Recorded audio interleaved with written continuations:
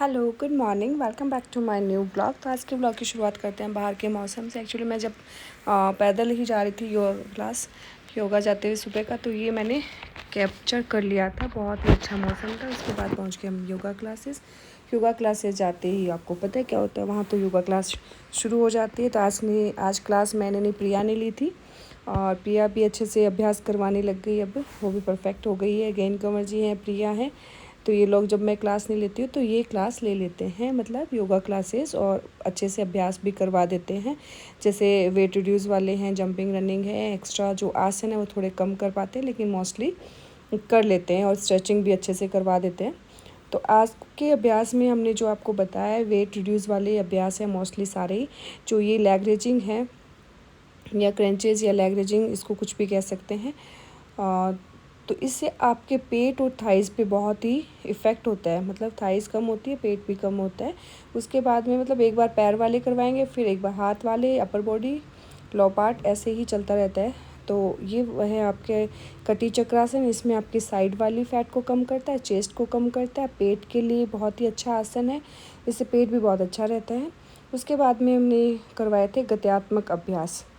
अब इससे आपको अपने आप ही समझ में आ जाएगा कि ये अभ्यास कहाँ क्या काम कर रहा है। तो कहाँ की फ़ैट को कम कर रहा है, कहाँ इंचेस लॉस कर रहा है। तो आप देख ही रहे हैं हाथों की मूवमेंट देखिए, उससे आपको समझ में आ जाएगा कि ये यहाँ की फ़ैट को कम कर रहा है। तो आप लोग भी ये घर बैठ के कर सकते हैं। ये वाले बहुत ईजी अभ्यास हैं। और उसके बाद में हमने जो अभ्यास करवाया होल्ड करने वाला, तो मैं डेली करवाती हूँ। जो माउंटेन पॉज में, पर्वतासन में होल्ड करवाते हैं, तो ये वाला अभ्यास आपको डेली करना चाहिए। हाँ, किसी का हाई बीपी, चक्कर आए या कोई ज़्यादा घुटनों में प्रॉब्लम हो तो थोड़ा सा ध्यान रखें, या कमर दर्द वाले, नहीं तो ये अभ्यास आप कर सकते हैं। उसके बाद में सबसे ज़रूरी जो हमारे अभ्यास होते हैं, और वो वाले अभ्यास आपको पता है, ये सूर्य नमस्कार, जो भी बहुत ही ज़्यादा यूट्यूब वालों ने और रील्स के और मतलब वीडियो में इतना वायरल कर रखा है बहुत ज़्यादा, लेकिन एक्चुअल में है भी ऐसी ही चीज़ कि सूर्य नमस्कार से बहुत ही जल्दी वेट रिड्यूस होता है और बहुत ही इफ़ेक्टिव है ये, और इससे आपकी कैलोरी बहुत ज़्यादा बर्न होती है। तो ये अभ्यास आपको डेली करना चाहिए। उसके बाद में खड़े होने वाले सारे मोस्टली अभ्यास हो गए थे। उसके बाद में बैठने वाले अभ्यास हैं, जिसमें आप बैठ के सबसे पहले करेंगे गर्दन के अभ्यास, जिसमें आपको सर्वाइकल की प्रॉब्लम है, माइग्रेन की है, या गर्दन से रिलेटेड कोई भी प्रॉब्लम है, उसके लिए बहुत ही बढ़िया आसन है। उसके बाद में गत्यात्मक अभ्यास है। ये गत्यात्मक अभ्यास आपको कई प्रकार से करवाए जा सकते हैं। जिससे पहला तो ये 100 से 500 तक ये वाली आप कर सकते हैं। इससे बहुत जल्दी, जिसको इंचेस लॉस करना है वो बहुत जल्दी इंचेस लॉस कर सकते हैं। तो आप देख ही रहे हैं कि सब बहुत अच्छे से प्रॉपर कर रहे हैं, बहुत ही सुंदर लग रहा है। उसके बाद में साइड वाले है, तो ये साइड वाले अभ्यास भी आप कर सकते हैं साइड के फैट को कम करने के लिए। जो नए हैं उनसे थोड़ा कम हो रहा है, लेकिन जो रेगुलर क्लास से रह रहे हैं वो बहुत अच्छे से कर लेते हैं इस चीज़ को। तो ये भी आप 20 से 50 तक, 50 से 100 तक कर सकते हैं, क्योंकि जैसे जैसे आपका टाइम बढ़ता है वैसे आप अभ्यास का टाइम भी बढ़ा सकते हैं। उसके बाद में हमने किया था चक्की आसन। चक्की आसन को भी 2 तरीके से करवाया जा सकता है, पैरों को दोनों को बराबर रख के या पैर खोल के भी। तो इसमें पूरा झुकना होता है, पंजों से बाहर हाथों को लेके जाना होता है, और 20 टाइम्स या 30 टाइम्स क्लॉकवाइज और फिर एंटी क्लॉकवाइज। और उसके बाद में ये वाला अभ्यास भी आप कर सकते हैं, जो आपके कमर को फ्लेक्सिबल करता है और आपके पेट को कम करता है। मोस्टली अभ्यास आपकी फ्लेक्सिबिलिटी वाले ही हैं और आपके कई बीमारियों को भी दूर करते हैं। तो इस चीज़ का तो आपको पता ही नहीं चलता कि आपने क्या क्या बीमारियां इससे योगा से क्योर कर ली है। तो मोस्टली वेट रिड्यूस कर सकते हैं, इंचेस लॉस कर सकते हैं इन्हीं एक्सरसाइज से। दूसरी एक्सरसाइज की ज़रूरत ही नहीं है। थोड़ा सा आप डाइट को मेंटेन कर लें तो इनसे आपको बहुत डबल फ़ायदा हो जाता है। आपका वेट भी जाता है, आपके इंचेस जाते हैं, दूसरा आप फ्लेक्सिबल, आपकी बॉडी फ्लेक्सिबल रहती है। उसके बाद में घुटने वाले अभ्यास हैं, जो आप सीधे बैठ जाएं। पहले घुटनों वाले भी अभ्यास हम 5 से 10 तरीके से करवाते हैं, जो मैं रूटीन मतलब डेली चेंज कर देती हूँ। एक जैसे अभ्यास तो डेली करवाते हैं तो इतना टाइम नहीं होता है। ये वाला अभ्यास है, ये भी थाइज़ के लिए, घुटनों के लिए, मतलब लो पार्ट के लिए बहुत ही अच्छा अभ्यास है। और जो ये अभ्यास करने लगे उनको पता चल गया कि शरीर कितना फ्लेक्सिबल हो गया हमारा, घुटनों में, पैरों में कितनी मतलब अच्छे से चलने फिरने में कोई प्रॉब्लम नहीं आ रही। उसके बाद में ये भी घुटनों के अभ्यास हैं। इससे घुटने भी हैं और हिप्स जॉइंट के लिए भी और थाइज़ के लिए भी, सबके लिए ही है। मतलब आप देखेंगे उसी से समझ में आ जाता है कि आसन क्या काम कर रहा है। उसके बाद में ये वज्रासन में बैठने के बाद में ये आप 150 जितना आपसे हो वो कर सकते हैं। ये आपके 100% आपके पेट को ही कम करता है, और पेट से रिलेटेड कोई भी प्रॉब्लम है, गैस्ट्रिक, वायु विकार, आफरा या कॉन्स्टिपेशन या खाना पीना डाइजेस्ट नहीं हो रहा, उसके लिए बहुत ही अच्छा अभ्यास है। पेट को कम करता है, उसके बाद में आपकी कमर को भी फ्लेक्सिबल करता है। उसके बाद में आप मंडूकासन कर सकते हैं, जो डायबिटीज़ वालों के लिए बहुत ही ज़रूरी है। साथ में डाइट को भी मेंटेन करेंगे और साथ में आसन भी कंटिन्यू करेंगे। उसके बाद में आ जाता है हमारे मार्जरी आसन। जो मार्जरी आसन है लेडीज़ के लिए बहुत ही ज़रूरी है, जैसे पीसीओएस पीसीओडी वालों के लिए, जैसे पीरियड्स की प्रॉब्लम है, कंसीव नहीं हो रहा है, ब्लीडिंग कम ज़्यादा, उन सब के लिए बहुत ही अच्छा आसन है। तो आप इसको 20 टाइम्स कर सकते हैं। उसके बाद में कि गत्यात्मक अभ्यास, शशांक आसन को गत्यात्मक करवाते हैं, कई बार होल्ड करके भी करवा देते हैं और कई बार मैं इसको स्पीड से भी करवा देती हूँ। ये भी सारे हिप्स, घुटने और पेट के लिए ये अभ्यास हैं, और साथ में कंधों के लिए भी। तो इसमें आपकी सारी ही मतलब बॉडी को वर्किंग में लगाया हुआ है, सारा ही पार्ट आपके काम कर रहे हैं इसमें। उसके बाद में लेट के अभ्यास करें, जिसमें सबसे पहले हम करते हैं पवन मुक्तासन।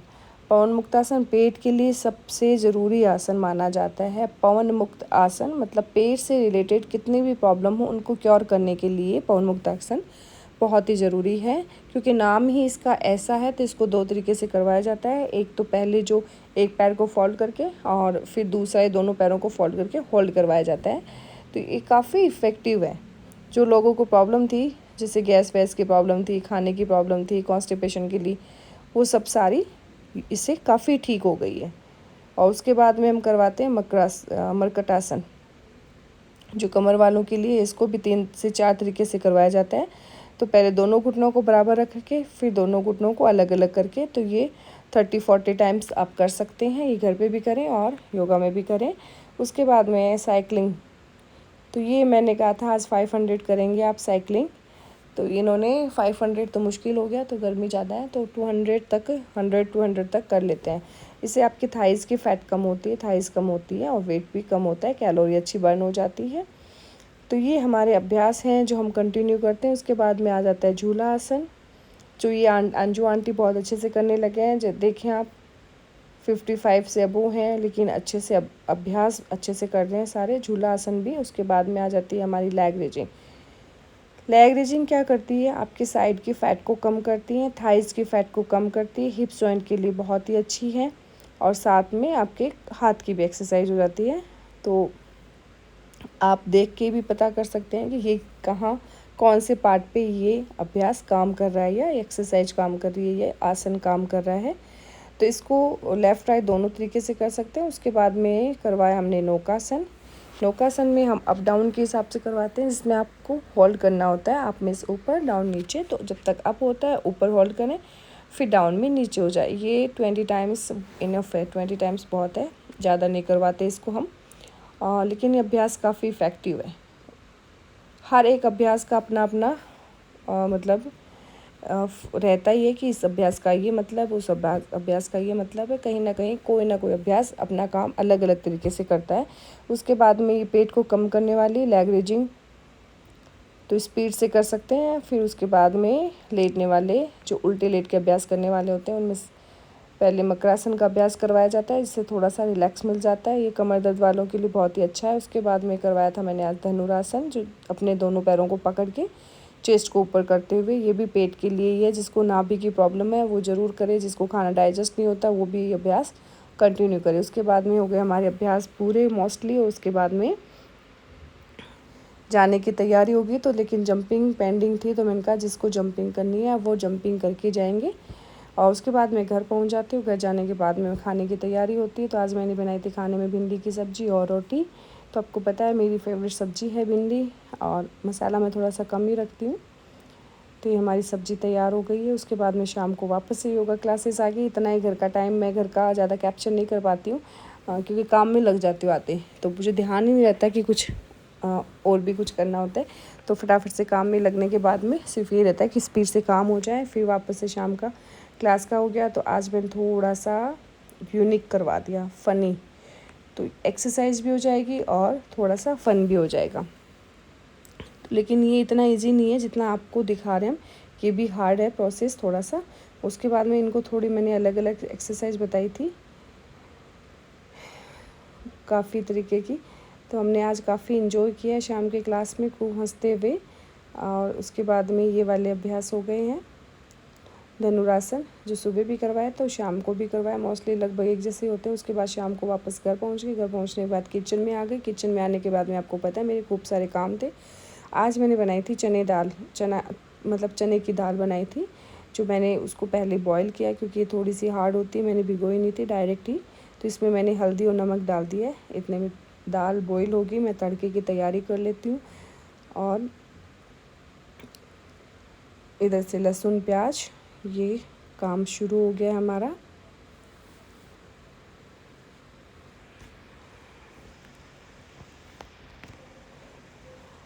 तो ये एक आपको तरीका और बता देती हूँ मैं इसको, कि जब भी आप टमाटर यूज करते हो टमाटर को हल्का सा रोस्ट कर लेना चाहिए, जिससे आपका ये ऊपर का जो छिलका होता है वो निकाल दे, क्योंकि इसका थोड़ा सा डर रहता है। तो मैंने काफ़ी टाइम से 2-3 वीडियो और भी थे, उनमें मैंने आपको बताया था व्लॉग में कि इसका छिलका निकाल देना चाहिए, या बिल्कुल ग्राइंड करो या निकाल दो, क्योंकि कहीं भी चिपकने का डर रहता है थोड़ा सा।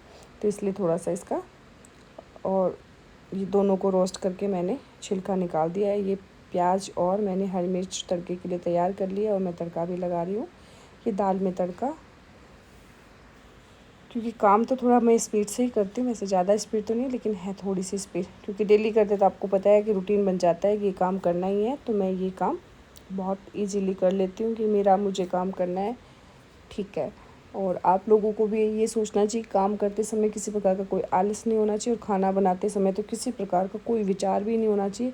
खाना जितने अच्छे विचारों से बनाओगे उतना ही अच्छा डाइजेस्ट होगा, उतना ही आपको उस चीज़ का रिज़ल्ट मिलेगा। चाहे कुछ भी बनाएं आप, लेकिन पूरे प्रेम और भाव से खाना बनाएं। उसके बाद में जो एक्स्ट्रा सब्जियां थी वॉश करी थी, मैंने सोचा अभी इसको रख देती हूँ। तो ये भिंडी है, मैं ऐसी भिंडी को धो के ऐसे एयरटाइट कंटेनर में रख देती हूँ, जिससे जैसी भिंडी होती है वैसे ही वापस कोई भी सब्जी, हरी मिर्च, भिंडी, पालक, धनिया, पुदीना, ऐसे में साफ़ करके उनको रख देती हूँ। उसके बाद में मैंने दाल में तड़का लगा दिया, इधर आटा भी लग गया। अब मैं बनाऊँ रोटी, और ऊपर से आप इसमें पान मेथी डाल सकते हैं, हरी मेथी डाल सकते हैं, जो भी जैसी भी आपको समझ में आए।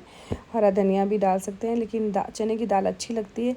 डेली तो नहीं बनानी चाहिए, लेकिन कभी कभार चने की दाल बनानी चाहिए। और इधर मैंने तवा भी चढ़ा दिया है, क्योंकि 3 गैस वाला मतलब ये इसका बहुत ज़्यादा फ़ायदा है।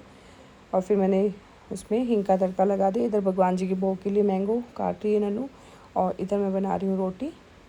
तो ये शाम का काम मोस्टली हो चुका है, और अब नन्नू करेगी, क्योंकि मेरा खाने का रहता है। मैं खाना बना देती हूँ, रोटी बना देती हूँ, बर्तन जो रहते हैं वो नन्नू करती है शाम को। ये हमेशा से उसके लिए रखती हूँ मैं, कि उसको आदत बनी रहे, और ऐसे ही मतलब काम करवाने चाहिए लड़कियों से, जिससे। अब मैं आपको मिलवाती हूँ मेरी परनानीसा से, जो है मेरी मम्मी की मम्मी, और मैं आप उनसे बात करवाती हूँ। नानी सा खड़े तो। सो गाइस, मेरे नानी सा को इतनी शर्म आती है ना व्लॉग में आने में, क्योंकि पूछो इनसे, आपको शर्म क्यों आती है व्लॉग में आने में? बोलो। और अब खा रहे हो नानी सा खाना खा लीजिए नानी सा। मैं खाना लेके आई हुई जो मम्मी ने बनाया था। ये मैंगोज अलग से, ये लीजिए, ये देखो, ये मैंगोज भी एक्स्ट्रा ऐड करे हैं। और ये खाना है आज का।